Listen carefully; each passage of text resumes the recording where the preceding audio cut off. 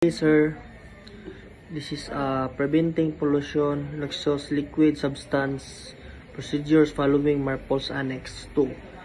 Scenario 1. Discharge into the sea of final answer. Discharge produce the residues of the substance in category X, Y, or Z must follow MARPOL Annex 2.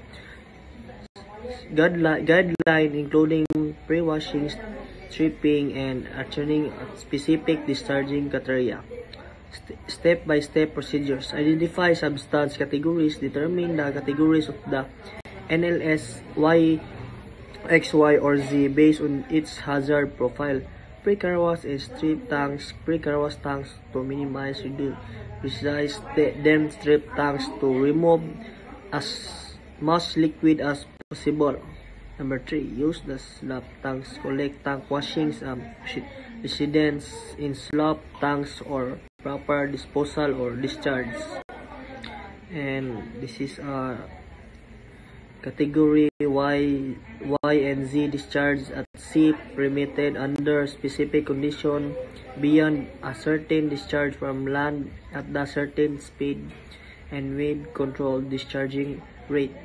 So number 5, record keeping documents all operations in the cargo record book, including pre-car wash, stripping, and discharge details. So this is a general procedures for all scenarios, sir. Tanks cleaning and ventilations. Ventilates tanks after discharge to prevent vapor accumulation, ensure safety.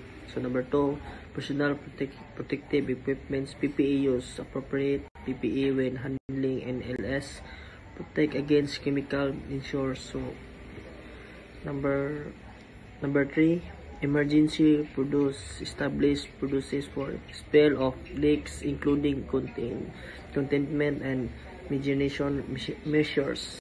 So this is scenario 1, sir.